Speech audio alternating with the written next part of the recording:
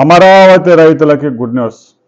అమరావతి రాజధాని ప్రత్యేక జిల్లాగా ఏర్పడబోతా ఉంది.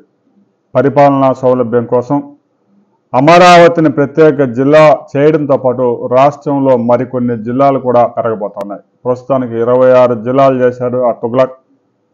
ఆ ఏజెన్సీ ఏరియాల్లో కొంతమంది దాదాపు 400 కిలోమీటర్లు తిరిగి ఆ జిల్లా కేంద్రానికి చేరుకోవాల్సి వస్తుంది. అలాంటి ప్రాంతాల్లో కూడా మరి కొన్ని జిల్లాలు, కొత్త జిల్లాలు వచ్చి చేరే అవకాశం ఉంది. ఎన్నికల్లో హామీలో భాగంగా ప్రకాశం జిల్లాలో కూడా మరో కొత్త జిల్లా ఏర్పడే అవకాశం ఉంది. మొత్తం అమరావతి జిల్లాతో కలిపి ఇప్పుడున్న 26కు తోడు మరో 6 కొత్త జిల్లాలు ఏర్పడే అవకాశం ఉంది. అమరావతి జిల్లాలో ఏ ప్రాంతాలను కలుపుతారు? సిఆర్డీఏ పరిధి అయితే 2 జిల్లాల్లో 8,610 చదరపు కిలోమీటర్ల పరిధిలో ఉంది.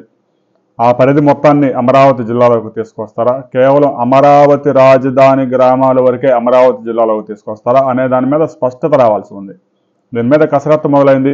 అమరావతి రాజధానిని ప్రత్యేక జిల్లాగా ఏర్పాటు చేస్తే అధికార యంత్రాంగం ఆ జిల్లాలో అభివృద్ధి కార్యక్రమాలు, ఏదైతే రాజధానిలో అభివృద్ధి కార్యక్రమాలు, రోడ్లు, డ్రైనేజీ, విద్యుత్తు ఇలాంటి సదుపాయాన్ని కల్పించడానికి ఒక కలెక్టర్ ఉంటాడు, జేసీ ఉంటాడు, అధికార యంత్రాంగం అంతా ఉంటుంది.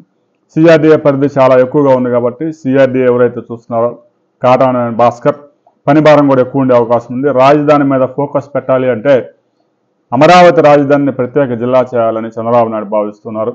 రాబోయే రోజుల్లో ఎక్కువ పెట్టుబడులు తీసుకురావడానికి, మౌలిక సదుపాయాలు అభివృద్ధి చేయడానికి, ప్రజలకు కనీస అవసరాలు తీర్చడానికి ప్రత్యేక జిల్లా బాగా ఉపయోగపడుతుందనడంలో ఎలాంటి అతిశయోక్తి లేదు. అమరావతి జిల్లా ఎంత పరిధిలో ఉంటే బాగుంటుందనే దాని మీద మీరు కామెంట్ చేయండి.